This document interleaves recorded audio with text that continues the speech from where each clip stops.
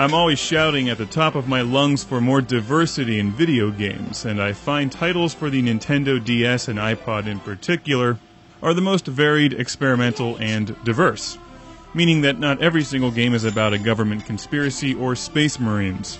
Not that there's anything wrong with either of those, but every single game does not have to be a violent, profanity-laden shooter. I like to see strategy games, puzzle games, and role-playing games, and this game is a combination of all of those. I like to give titles that don't sound like anything I'd enjoy a try, because I frequently find new games and new genres that I really enjoy. This is Nights in the Nightmare for the Nintendo DS, and I can see where some listeners and viewers will love this game. For me personally, I prefer more of a pick-up-and-play kind of game, which this is not. In fact, this is probably the most enigmatic video game I've ever played. And if you think it looks cool and you have some time to put in it, Nights in the Nightmare may be the coolest game you play. Or you might find it utterly confusing. I think it just depends on you. Let's see if I can explain this at all. You're playing the game as a wisp. And you use the DS stylus on the bottom screen to control where the wisp is moving around the playing field. The playing field is on the top screen, as you may have noticed from some of the earlier footage. This has its pluses and minuses because on one hand you're keeping the DS stylus out of the way of gameplay, on the other hand it's like you have to keep an eye on both screens. Well, at least until you get really good at the game, and then you can probably play it just by looking at the top screen.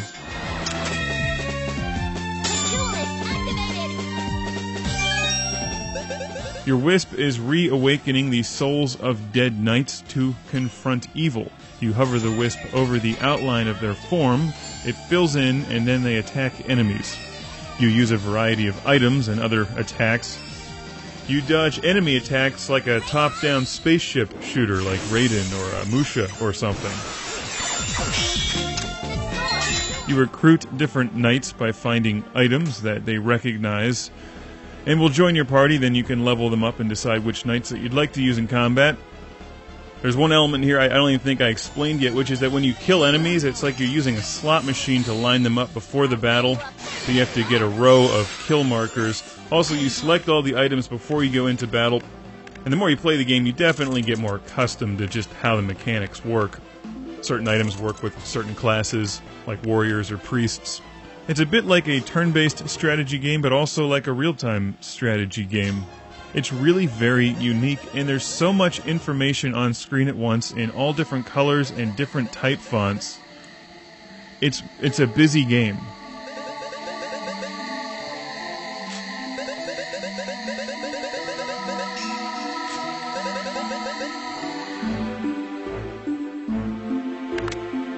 This game is published by Atlus, and you know I'm a huge fan of Atlus games because they take chances and put games out that nobody else would publish.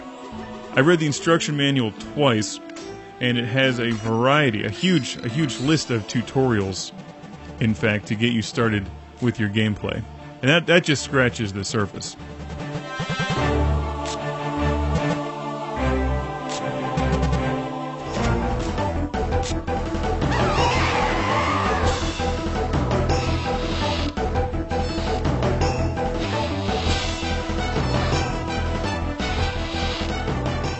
Nights in the Nightmare is the furthest thing from a mainstream title that you'll see, that's for sure.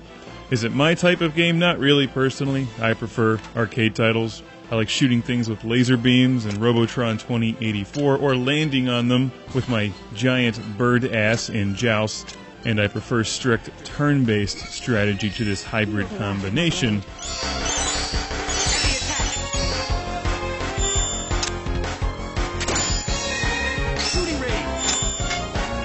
I'll take you down. This is definitely something you may want to check out if you're looking for a game that's totally different, cool, combination of real-time turn-based strategy and a lot of other things. Nights in the Nightmare. Item gotten.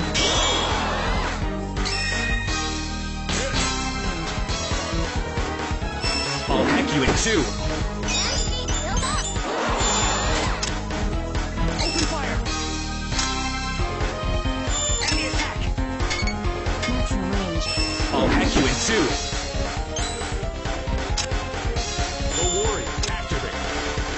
Time's up. Wizard activate. Maximum range. Open fire. Wizard activated. Maximum range.